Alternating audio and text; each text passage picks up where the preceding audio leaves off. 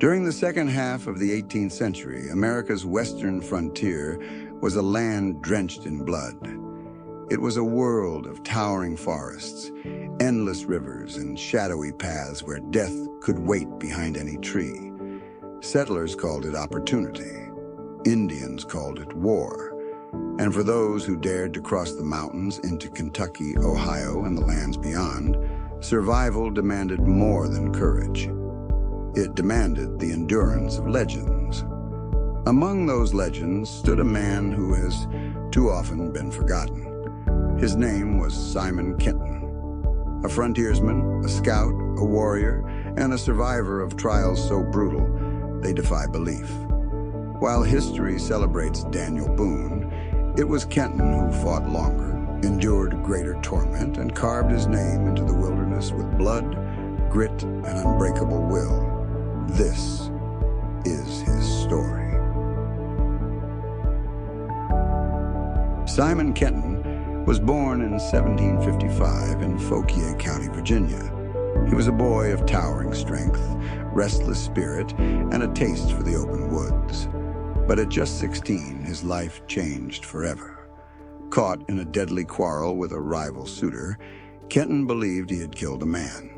Facing certain arrest and the hangman's rope, he fled into the wilderness, alone, penniless, and hunted. The wilderness became his refuge and his prison. He wandered through the forests of western Virginia, Ohio, and Kentucky, learning skills that would make him one of the greatest woodsmen the frontier had ever known.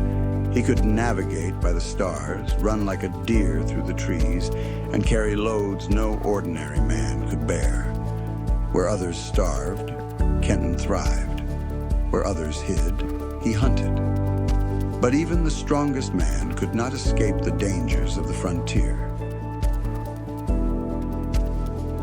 By the 1770s, Kentucky was no man's land, claimed by no colony, controlled by no single tribe. It was a hunting ground, and it became a killing ground. Bands of Shawnee, Mingo, and other Indian warriors prowled the land, striking settlers with a fury that was both tactical and merciless. Cabins were burned, families slaughtered, captives taken only to be tortured or killed. For settlers, it was a war of survival. For the Indians, it was a war to drive back an endless tide of intruders. Into this storm walked Simon Kenton. He joined the ranks of the Kentucky pioneers, often alongside Daniel Boone himself, scouting the forests, warning settlements, and fighting in skirmishes that were more massacre than battle. Kenton saw firsthand the brutality of frontier warfare.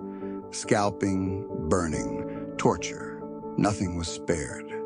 This was not the gentleman's war of Europe. It was war in its most primal form. And Kenton, though young, proved himself a warrior fit for the task. By his early 20s, Kenton's name was already spoken with respect across the settlements. He was tall, broad-shouldered, with the strength of 3 men. He could run 50 miles in a day, swim rivers in full flood, and fight with the ferocity of a cornered wolf. When raids threatened isolated cabins, Kenton rode out. When Indian war parties gathered, Kenton tracked them through the woods. Time and again, he risked his life to warn settlements, to rescue captives, and to strike back. During the Revolutionary War, when the struggle for independence raged in the East, the frontier burned with its own war. British agents armed and encouraged the tribes, turning the frontier into a second battlefield. And Simon Kenton was in the thick of it. At Boonesboro, at the Licking River, at countless nameless skirmishes, Kenton fought. But even the strongest man can be broken. And Kenton's greatest trial was yet to come. In 1778, Simon Kenton's luck ran out. Captured by a Shawnee war party, he was dragged deep into Ohio territory. What followed was one of the most brutal ordeals ever recorded in frontier history.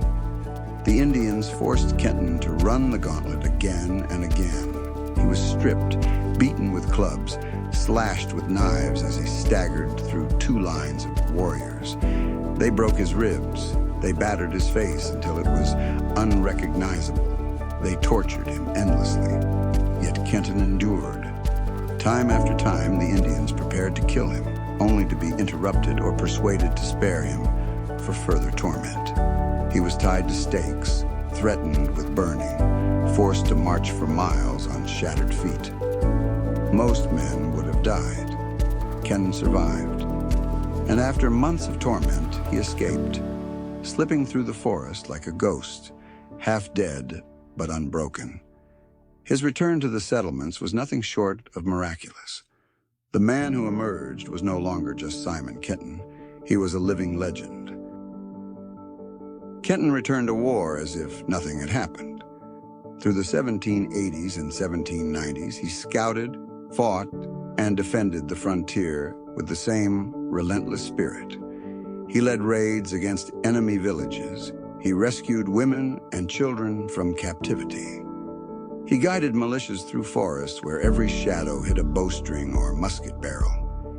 And yet, despite all his service, recognition slipped through his fingers. Kenton's tragedy was not death in battle, but life in neglect. Though he claimed vast lands through his explorations, nearly all were lost to speculators and dishonest officials. While Daniel Boone became a national icon, Kenton lived in relative obscurity. He served even in the War of 1812, already an old man, still carrying a rifle into battle. But by the time of his death in 1836, he was nearly forgotten, a giant of the frontier left in the shadows of history. Simon Kenton's story is one of survival against impossible odds. A man who endured more pain, more hardship, and more sacrifice than most can imagine. The frontier was not a place of romance. It was a place of terror, of war, of blood. And men like Kenton stood as the thin line between survival and annihilation.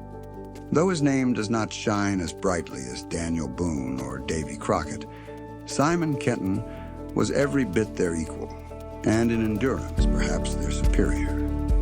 He was the forgotten giant of the frontier, and his story deserves to be remembered.